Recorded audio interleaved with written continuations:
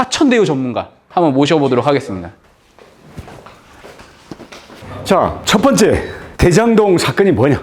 그리고 이재명 지사는 이게 전국의 모범 사례다 주장을 하잖아요. 과연 그러냐? 이게 문제가 없으면 시비 거는 놈들이 나쁜 놈들이죠. 자, 이재명 지사 주장은 5,500억이 성남에 갔다. 전체가 갈 거를 환수해온 거니까 잘한 거다. 그러니까 얼핏 보면 그럴 것 같죠. 근데 이게 새빨간 거짓말인 게 서울에다 적용해 볼게요.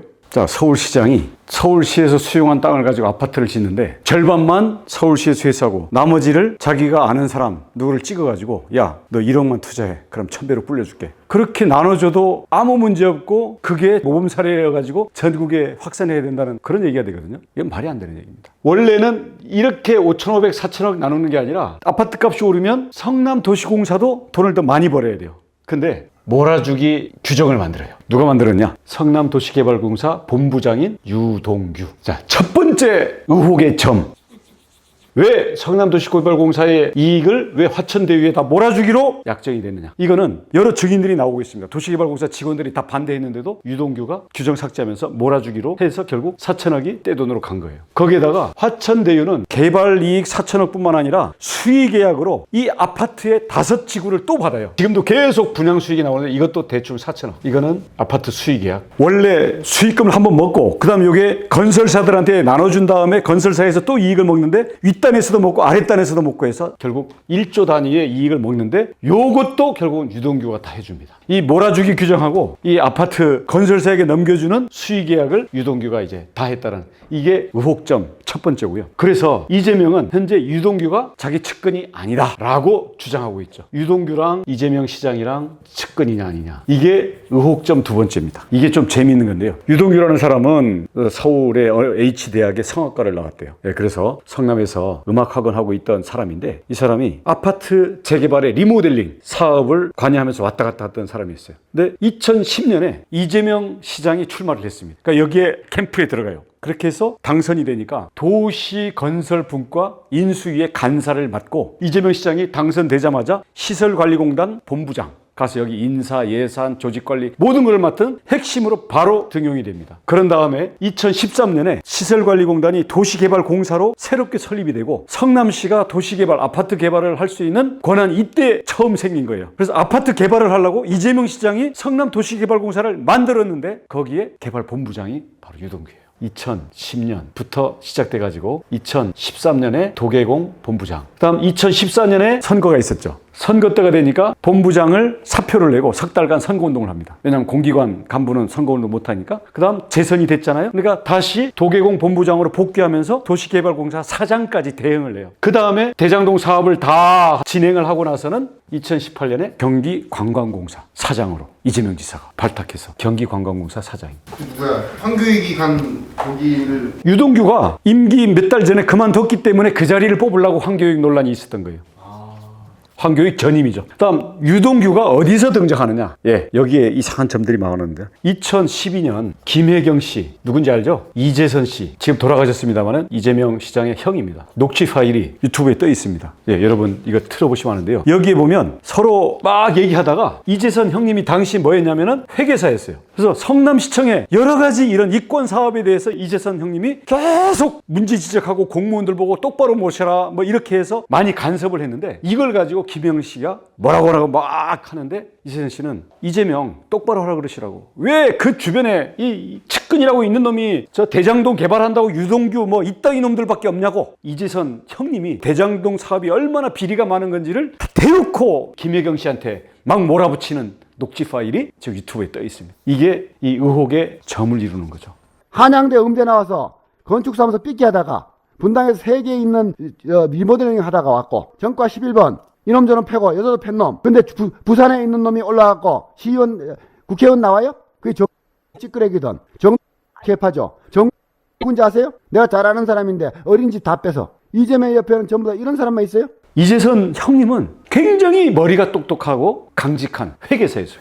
회계사니까 지금 저 유동규 이런 사람들이 지금 이 대장동 개발로 왔다 갔다 하는 거에 대해서 저게 이재명 지사랑 저 측근들이 기본적으로 비자금을 조성하려고 이제 이권에 개입하고 있구나. 그리고 유동규라는 이 사람이 사실은 뒤에는 성남의 부동산 개발 조폭과 연결돼 있다라는 소문들이 성남에서 파다합니다. 그래서 여기에 대해서 이재선 씨가 이걸 계속 경고를 했었고, 이와 연결돼서 비슷한 폭로를 했던 사람이 김사랑 씨죠. 이 두 사람의 공통점은 정신병자로 몰아서 강제 입원시켰고, 그래서 성남시청이나 이재명 측근에 대한 공격들을 못하게끔 정신병원에 강제 입원을 시켜버리고 김사랑 씨도 입원이 됐죠. 이재선 씨는 지금 돌아가셨죠. 2012년 성남시장 사모님인 김혜경 씨와 시장님의 형인 이재선 씨 사이에 오고 간 녹취 중에 왜 유동규 같은 놈이 이재명 옆에서 설치면서 온갖 그 대장동 비리니 일단 나쁜 짓만 하고 있냐라는 이야기가 이때 이미 나온 거예요. 그 다음 이재명의 트윗을 보면, 본인 트윗을 보면 유동규와 이재명 지사가 경기관광공사에서 함께 어떤 사업을 해가지고 이게 너무나 콤비가 좋고 잘하는 거다 하는 자기가 스스로 PR을 많이 했는데요. 그리고 거기에 딸린 기사들이 있는데 이 기사들에 보면 유동규가 이재명의 장비다 이런 이야기들이 많이 나옵니다. 여기에 대해서 당시에는 아무런 반론도 없이 이걸 자화자찬하는 식으로 홍보를 다 해놓고, 이번에 유동규가 화천대유의 비리의 핵심 고리로 지목되니까 측근 아니다, 산하기관 직원의 한 명일 뿐이다, 이렇게 오리발 내밀고 있는데, 유동규가 왜 또 측근인 게 나오냐면, 이재명 지사가 역시 그 유튜브에 가면 영상이 있는데요, 자기가 변호사, 성남에서 옛날에 한때 껌 씹고 두부 먹던 변호사라는 이제 자랑을 하면서 사건이 터지면 1. 도망가라, 2. 무조건 오리발 내밀라, 3. 백을 쓰라, 이렇게 하면서 절대로 어떤 경우에도 핸드폰은 뺏기면 안 된다. 그래서 우리 김혜경 씨도 해경궁 홍씨 사건 때문에 몇 년 전에 검찰 조사를 받았을 때 핸드폰을 없애버리고 조사받으러 갔고요.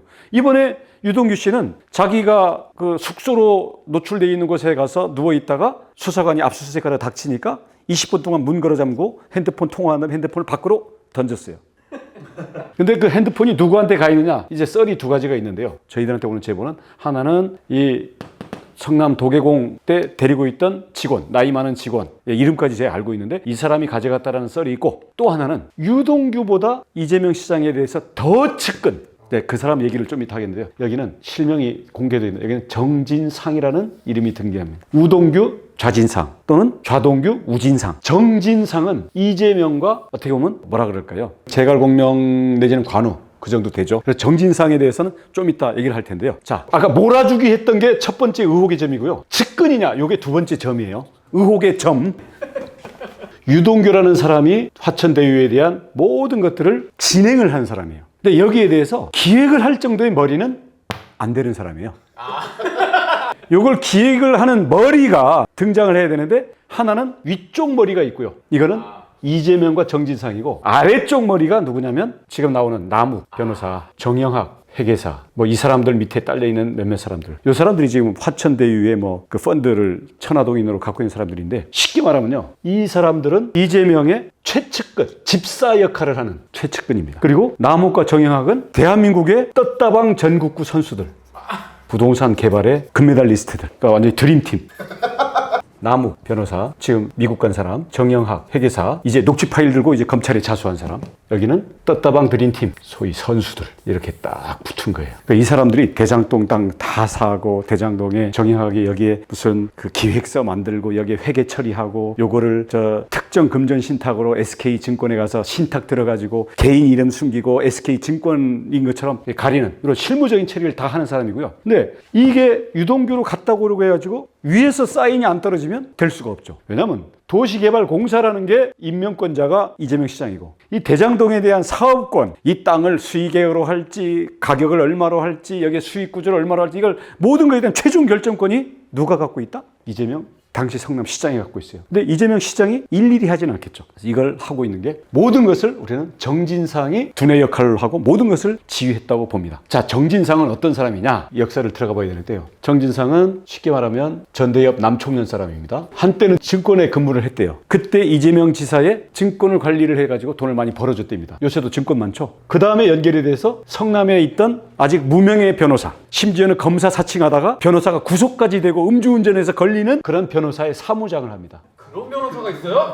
변호사 자기 좀 뺏어야 2010년 이전에는 검사 사칭하고 조폭 변론하고 거기 금속노조 뭐 이런 거와 연결되고 재개발 비리 이런 식으로 바닥에서 막 굴러다니는 변호사였다고 보면 돼요. 거기에 사무장을 했던 사람이 바로 정진상. 근데 이 정진상이 사무장을 한 다음에는 성남시장이 됐잖아요. 정책실장, 정책관. 그래서 성남시 의원들 모두도 이재명의 복심, 이재명의 신복은 정진상이다. 성남시의 정계를 알고 있는 사람은 이미 2010년부터 파다한 사실. 그 다음 경기도로 간 다음에는 경기도 정책실장, 지금 캠프에서는 캠프 부실장, 그리고 이 화천대유에는 그 아파트를 지금 하나 분양받은 게 나와서 그런 식으로 원래는 베일이 가려진 사람 비슷했는데 일단 소환돼서 지금 걸려 나왔죠. 그래서 이 정진상이 결국은 이 남총련과 연결되는 인맥이면서 이 브레인이에요. 자, 그럼 이재명의 최측근 그룹이라는 게 어떻게 형성이 되어 있냐? 자, 변호사 동료들이 있습니다. 여기가 고재환이라는 변호사가 있습니다. 여기 87학번 정도 되는데 여기는 이재명과 소울메이트,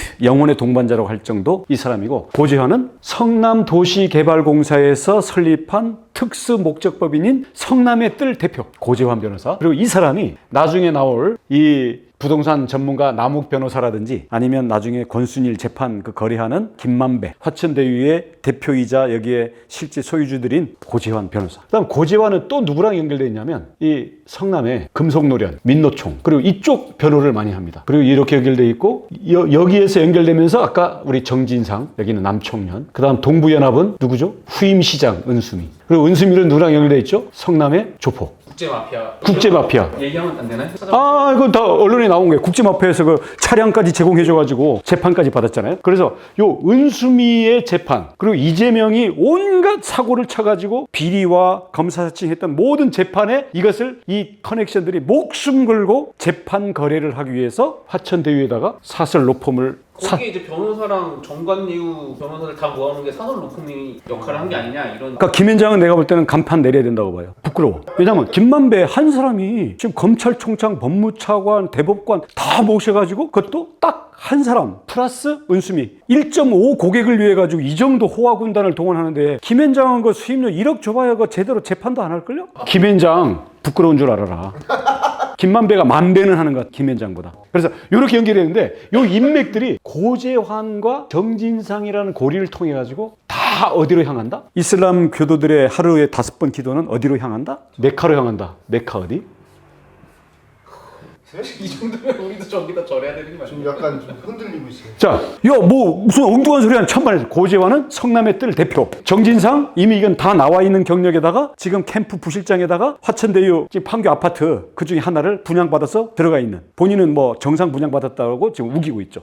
요 측근 그룹들이 이렇게 포진이 되고 뒤로 다 연결이 돼 있는 거예요. 그래서 고재환, 정진상, 유동규, 좌동규, 우진상, 그리고 배후의 고재환이라는 이재명 사단 내지는 이재명 마피아를 제가 이 위에 이 밑에 떴다방 드림팀이 붙어가지고 화천대유라는 것을 실제로 그린 거예요. 여기에 대한 지금 많은 그 단편적인 증거들이 지금 터져 나오고 있는 게 요새 나오고 있는 기사들이에요. 예를 들어서 유동규가 당시 그 전략기획팀을 가지고 주주협약서, 채점표 또는 이게 사업에 대한 그 기준표 이런 걸 만들었는데 직원들을 무시하고 본인이 했다라는 거. 그다음 이제 정영학 여기가 자기 나중에 수익금 배분한 거 가지고 안 맞아가지고 서로 막 싸우고 유동규가 뭐 700억을 요구했니만이 지금 녹취록. 요게 이제 어제 오늘 나오고 있는 뉴스들이에요. 앞으로 더 나올 거라고 봅니다. 그럼 이 돈을 이렇게 직접 먹었겠냐 라는 것보다는 이 돈은요 더 큰 목적이 있었습니다. 자, 왜냐? 이재명은 성남시장 되기 전부터 음주운전, 검사 사칭 뭐 다 해가지고 계속 재판을 늘 서너 개씩 받고 있었어요. 구속도 됐었고 이 사람하고 돈 먹으면은 기탈이 없겠다라는 확신들을 가졌던 것 같아요. 화천대유 천화동인 여기다 다 들어와가지고 심지어는 윤석열 아버지 집까지 사러 간 거 아니야.